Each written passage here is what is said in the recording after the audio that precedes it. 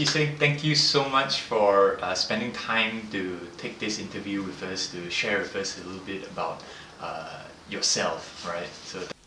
So let's just start off with yourself as a Buddhist. Have you always been a Buddhist? Well, I'll say no. When I was young, I come from a poor family, where four-letter words is part of our language, daily language. Yeah, until one day after my Form 3, I start to ask questions about life. Is there God? What's the meaning of life? And from there, I start to search. I went to church, reading about Muslims, Islams, and even Hinduism.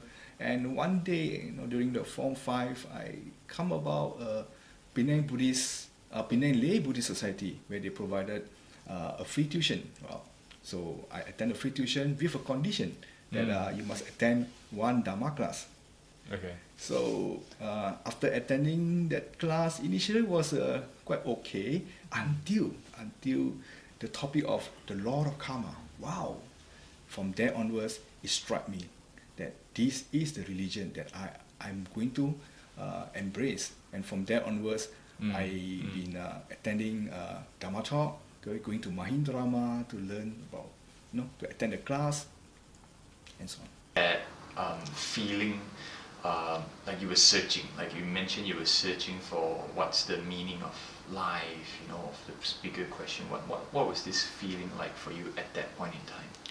Well, as a very logical person, right, a lot of religion does not match what I understand. Cannot reason out.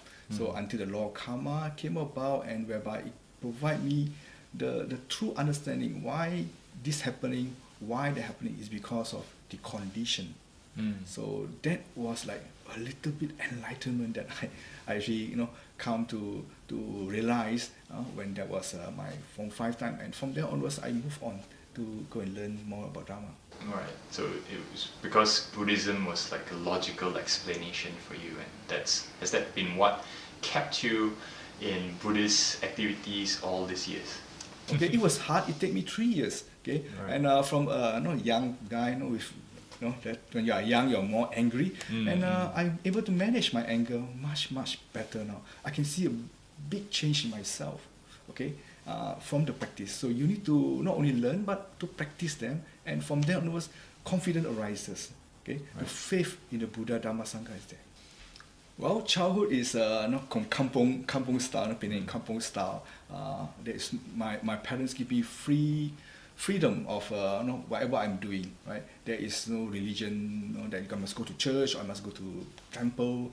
And my mom is actually a free thinker as well. So it give me first hand to choose what I want. So was there no like altar? Most Chinese homes, they have this altar, and there's a lot of religious things. Must pai, must burn this paper and stuff. Did you grow up having that?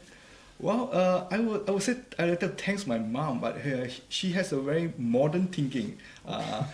She always believed that we don't have altar at home. Okay, she always believed that if you want to invite the God to your house, certain day like Chinese New Year, you invite them to your house, and after the prayers and makan, okay, and you let them go. Them back. You said you discovered Buddhism in Form 3, so that's about like 15, right? And how has that progressed throughout the years? Did you were you immediately like satisfied, like okay, this is the one, or did you still go shopping, go search for other things? I'm sure there are experiences of other religions trying to share their teachings with you, stuff like that. How was that for you? Yeah, sure. After Form 3, I was searching my religion. I actually went to church. I even take the Christian Bible studies, and I even have a cert for that. But it does not tell me that hey, this is the religion. Until, as I say, Buddhism, the law of karma struck me. Yep, this is what I'm looking for, and from there onwards, I moved on. I was from Penang Free School, so I joined the Penang Free School Buddhist Society. So quite active over there. And once I go to university, I was even at the first year entering Buddhist university.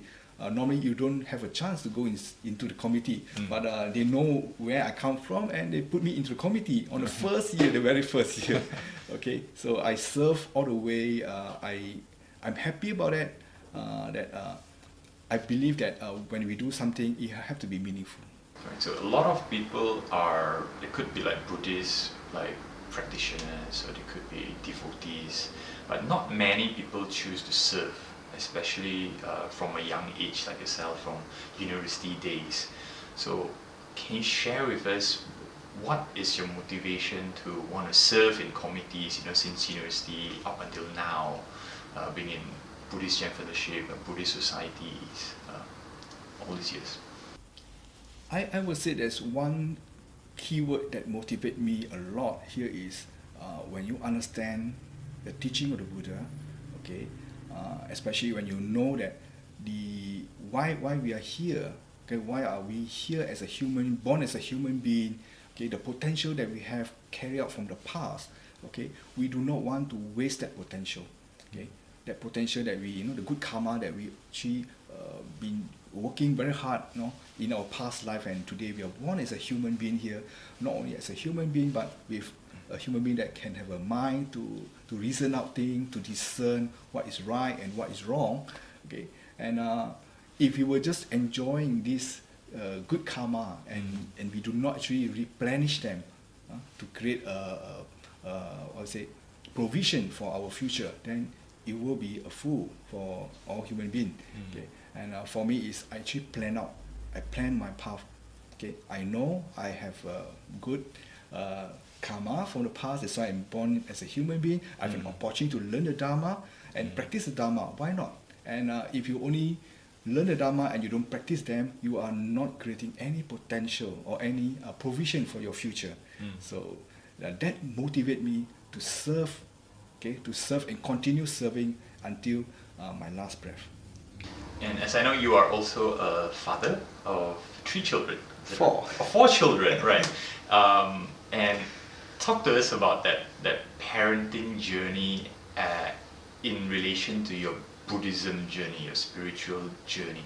Because a lot of people, when they start a family, they just kind of fall off from their Buddhist map kind of thing to focus, because it takes a lot of effort to raise a family, to raise children. 4 children, definitely not an easy task. So how does that work out for you in terms of that balance between the family and your Buddhist endeavors?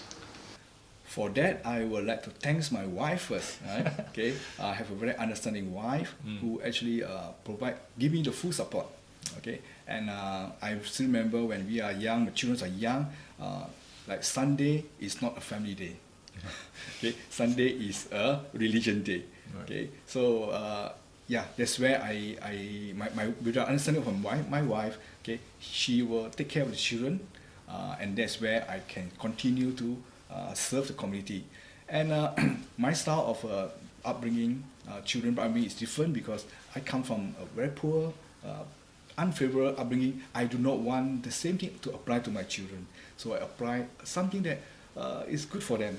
Okay, always inspiring them to do good, to actually think out of the box, and progress, not to listen to me. So I don't actually control them, give them the whole freedom to decide what they want to do. And again, karma is always on our side. If you do good, karma is always there, the condition is always there, and I'm very blessed with all good 4 children that I have. Okay, they are very, I would say, disciplined. They are very independent, and not only that, they're actually quite smart of that. Right. And how old are they now? Wow, all of them are under the Z generation. Okay, the eldest is 24, the youngest is now 17 years old. Wow, okay. Yeah. So all of them are moving towards yes, either graduated or going to university. Correct. Soon. You mentioned that your wife was supporting you when, in terms of the family commitments and that kind of things. How is it like being a family man, raising a family in a Buddhist way? Yes, I would say so. We are flexible. We are not very strict Buddhists. We also don't have an altar at home.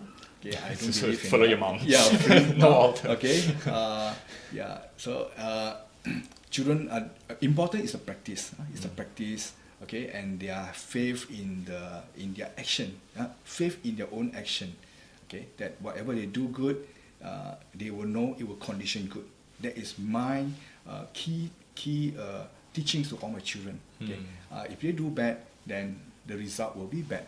Okay, so they agree with me. They agree with me, and I will show. Important as a father, we have to show example. Okay, for example, I always inspire them that I give blood. I give blood donation, whether and quite a lot of time, and then all my children. They are inspired and they say, yes, I want to be like my father. And they actually, all of them donated their blood young at 70 years old. It means they need my permission. This is how I encourage them to actually believe in their own deeds. Okay, and from their own deeds, it will definitely help them in their life. Okay, with good deeds, it will condition good result. Moving forward, as recently this year you became the BGF President, right? How does it feel like to step into the shoes of, Datuk Sri Victor, he's been at the helm for so long, so many years. It's very big shoes to fill. How does it feel to step into that? For myself, it's a very big shoe, okay? But I would tell myself that, well, Datuk Sri is Datuk Sri. Nobody can match him in that sense. Okay, I'll try my best. I'll try my best. The approach may be different. Okay, but important is to get things done. Get things done and make sure that the people can benefit from it, especially the society. And what are some of these things that you want to get done in your term here? Any plans, any visions that you want to share? Well, I always believe in sharing of Dharma. Is one of the reasons why we are all here, right? Because through sharing of Dharma, people can understand, wisdom can arise, and compassion will be arise. Okay, they will have compassion to help other people as well. So Dharma Duta work will be Dharma missionary work will be the priority. We have here in BGF for my term here is beside the Dharma Duta, Dharma talk, Dharma retreat, and Dharma study, Sutta study. We also have Buddhist education, and this year we have expanded into Dharma e-learning. Okay? So we have launched a Dharma e-learning, and it will be surprised that wow, we can even reach out to more people. Right. Okay, there are about 600 people attending for the first quarter, the last quarter that we have. Okay, from various different classes that we have. Okay, we have the Google Classroom concept whereby it's like a e-correspondence course, and as well as the Zoom classes, live facilitator providing a Dharma class. Okay, 1.5 hour Dharma class, huge, and we always even invited international students as well. Right, and that's just great. Yeah, with all this pandemic situation, I think there's also blessing in disguise where we learn that we can reach out to even more people with technology and stuff like that. Are you looking forward to more face-to-face in the coming months or years, or are you still will you still be pursuing more online Dharma outreach programs? Yes, face-to-face is important. When you do on e-learning and so on, it's very much on the departing the knowledge. Okay, not much of the interpersonal skill. Right. Okay, it's a different environment, different things all. Okay, I would say that face-to-face is still a requirement over here, especially for certain skill that we need to teach or to share with the students and so on. Okay, so I will guess that moving forward we need to have a hybrid of both. Okay, but e-learning will still be a strong point because the advantage of e-learning is even one day when we are not here, right? The e-learning is still continuing. So it's a legacy. And I've been talking to quite a number of facilitator Dharma speakers. They actually like this idea. They buy this idea and they say, hey, let me come in and help out. All right. Okay. Speaking of legacy, what do you think what is a legacy you think you would like to leave behind? After your term as President, what is the legacy that you would like people to remember you for?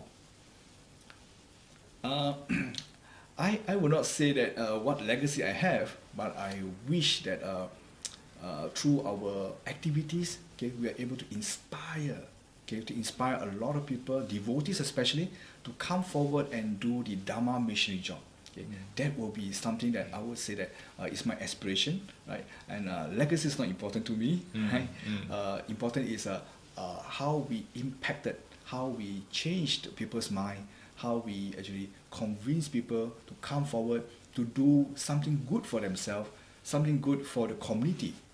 That is something that I always aspire to. So let's come forward. If you think that you have learned enough Dharma and you don't have enough practice, come forward. We have a lot of job to do. Okay, we have a lot of job to do. We have a lot of mission that we have. Following the path of the Buddha, when the Buddha was saying that, go forth, O bhikkhu, okay, for the benefit of all, okay, let's spread the Dharma, which are beautiful in the beginning, beautiful in the middle, and beautiful at the end. Right.